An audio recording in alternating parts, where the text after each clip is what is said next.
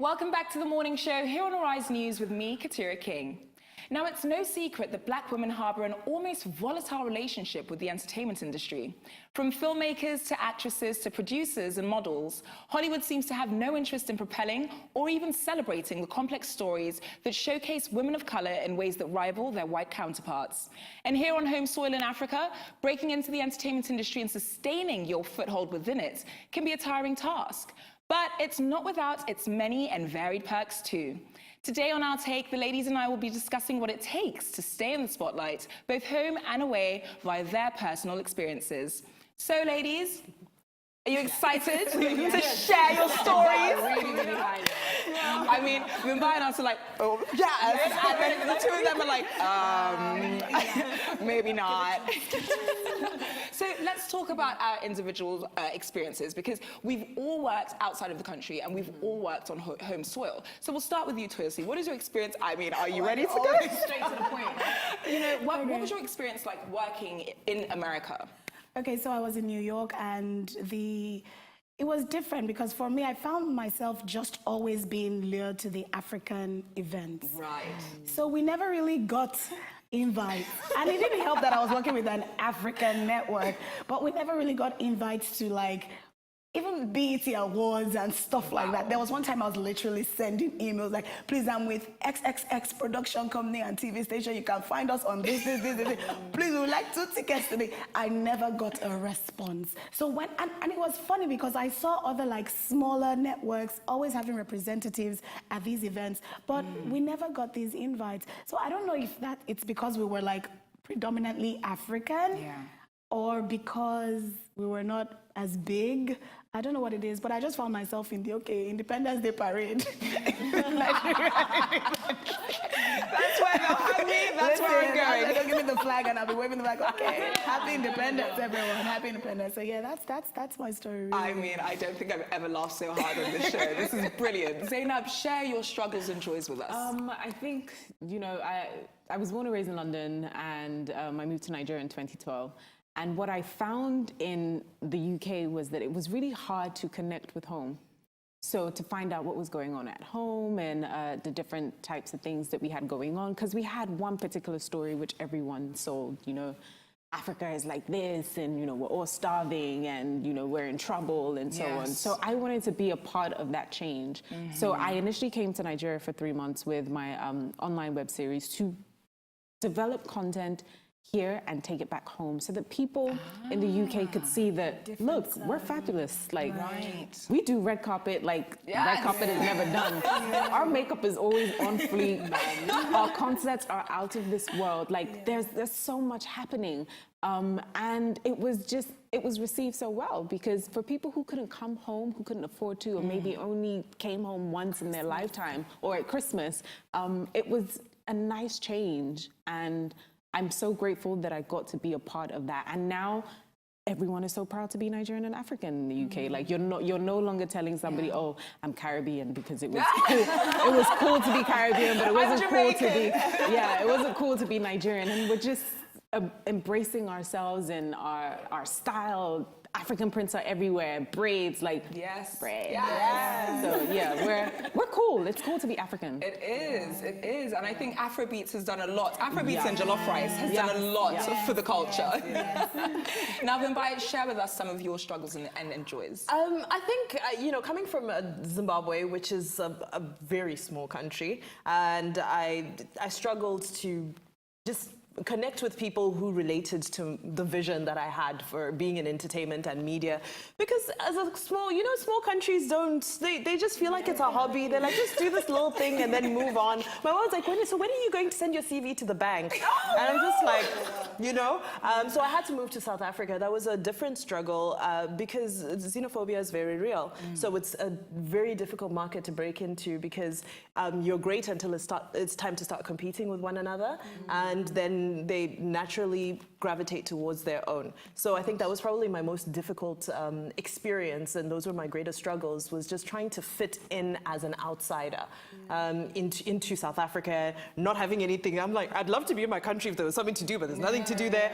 Then, you know, South Africa was a great training ground though, and then, you know, thank goodness for Nigeria, because this place is such an open place, open-minded. They embrace, no, because I think Nigerians are very exposed and well-traveled generally. So, you know, there's no, if you see me walking down the road, I could be Ebolanle, I could be Bose, I could be Adiola. Name like that, down, right? Well, you get what I mean, right? So that's been my experience. Those are my predominant challenges, were just being in a place where there was no place to fit, and then getting into a system and not being able to fit in. So it's interesting that you mentioned the fact that you believe Nigerians are well-traveled and exposed, which we are, but did you not find that same sort of reception in South Africa? You know, South Africa is, I suppose, because it's such a developed country, there's a lot of internal travel that happens there. Majority of South Africans haven't left South Africa in their lifetime. Right. So they like their own, they're proud to be South African, they celebrate their own, which is a wonderful thing, but sometimes it can translate into, you know, not being as open-minded towards a foreign thing, especially an African product. As opposed to a Caucasian. Yes, exactly. Right. Yeah. So speaking about being an outsider, because we've all been outsiders at one point in time or the other, what has it been like for you? So in terms of being a black model in the UK, getting campaigns with the United Colours of Benetton, and then, you know, you're speaking about working in a production company in New York, whereby you're not even getting invitations to these major events, even though you're asking, you've got to go to the Independence Day parades only. So let's talk about being an outsider. How did that impact you? I think that I grew up in South London, and when you're in South London, you have to be like the hardest. Yeah, grew up in South London, you know. Yeah, you've got to be like the hardest, toughest grit ever. And so getting no was just not going to be enough for me. And I was studying for my law degree while I was modeling at the same time. And, you know, being black was not considered attractive. Like, I would remember going to castings and being told that, oh yeah, we're looking for like a white ginger-haired model. Like, I don't understand why they sent you here. Wow. And they're the most brutal people. And I'm just standing there like, Did you just say that? Yeah, and that was normal. Wow. So, I mean, I didn't go home and cry about it, but I just kept on telling myself, this is what I want. And I'm not the first black model. I'm not going to be the last one, but I'm going to be, you know, one of the ones that just tries to push their foot through the door.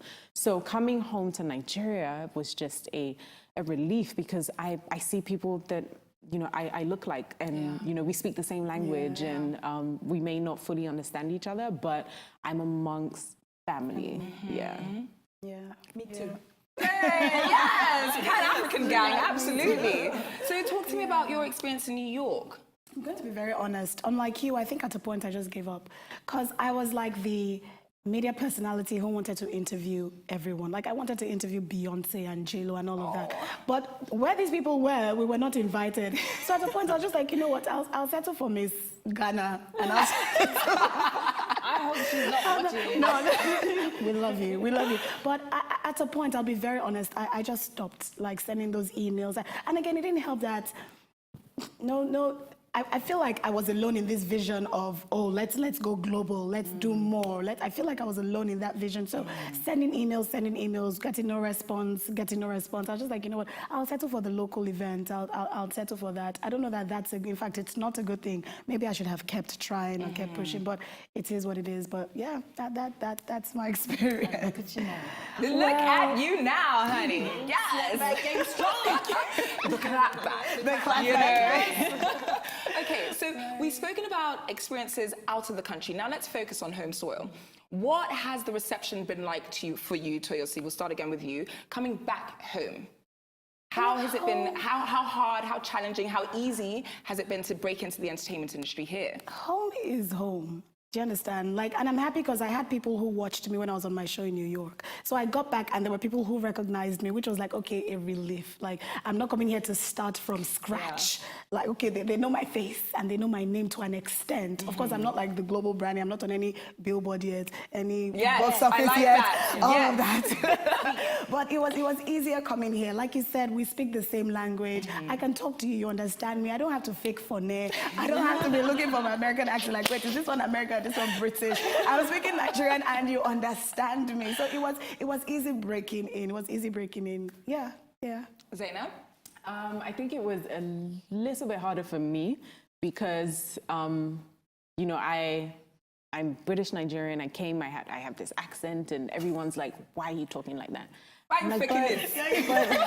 I'm speaking how I know how to speak. I'm sorry. So, and also the culture shock as to how things work here, as a woman in media, the expectations, the perceptions that people have of you. And I'm like, no, I'm just gonna break all of those barriers.